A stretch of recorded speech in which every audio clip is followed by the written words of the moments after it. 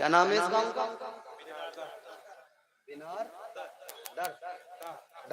बिनारदा।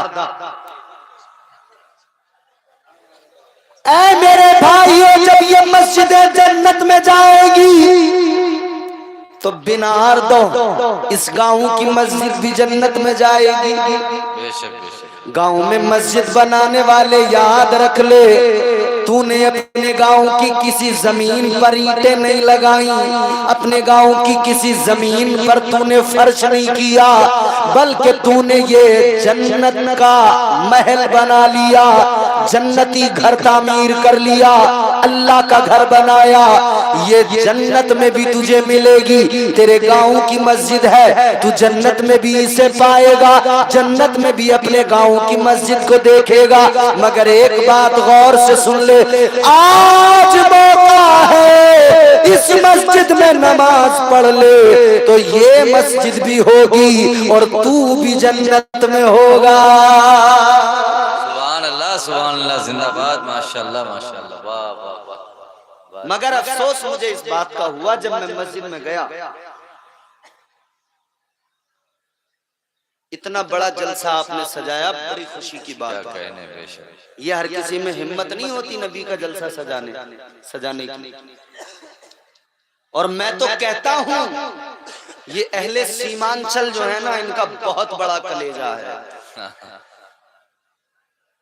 हिसाब लगाया जाए ना तो 1 अरब रुपए से ऊपर का बजट पूरे सीमांचल का है जलसों का।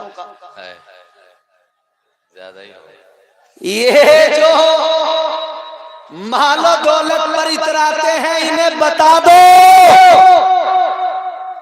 जितने तुम्हारे एक एक सूबे के एक एक रियासत की हुकूमतों के बजट हुआ करते हैं ना, इतने तो ये गरीब नबी की मोहब्बत में जलसों में पैसे खर्च कर दिया करते हैं। तो हमसे ये बात तो करना ही मत पैसों की, दौलत की। हम गरीब जरूर हैं, मगर बात नबी की आए तो सब कुछ लुटा दें। क्या बात है भाई, बात मुस्तफा की अजमत की आए सब कुछ कुर्बान कर देंगे। मगर हमारे अंदर एक ही गड़बड़ है, हम माल सारा लुटा देंगे, दौलत सारी लुटा देंगे, मगर मौलवी साहब हमें मस्जिद की तरफ की बात मत बताना, नमाज के बारे में हमसे मत कहना। भाई यही हमारे अंदर एक गड़बड़ी है। मस्जिद में वुजू खाना नहीं है। जब मैं गया, मैंने कहा वुजू करूं, हाफिज नूर नबी साहब मुझे लेकर गए। मैंने कहा बाबू वुजू करना है, बोले हजरत वुजू खाना नहीं है। मैंने कहा फिर, बोले लाता हूं लोटे में पानी, बाहर बैठ के कर लो वुजू।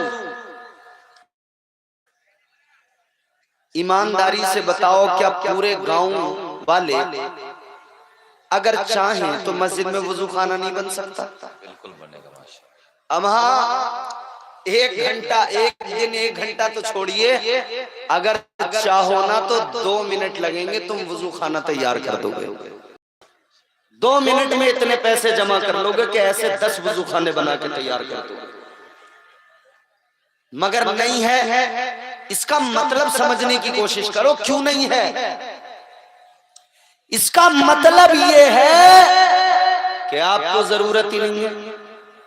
और जरूरत क्यों नहीं है? तो आप कहोगे मौलाना जब नमाज ही पढ़ने नहीं जाते तो वुजू किस लिए करेंगे? तो मतलब यही हुआ ना कि भैया हम जब नमाज पढ़ने जाते ही नहीं तो वजू खाना क्यों बनवाए? खाली इमाम साहब के लिए वजू खाना?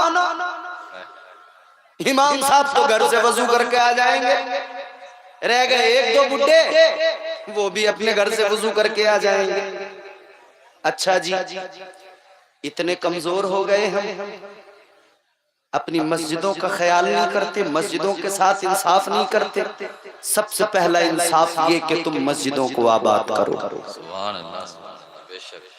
मैं कहता हूं अब इस दौर में मस्जिदें बनाने से ज्यादा मस्जिदें बचाने की जरूरत है।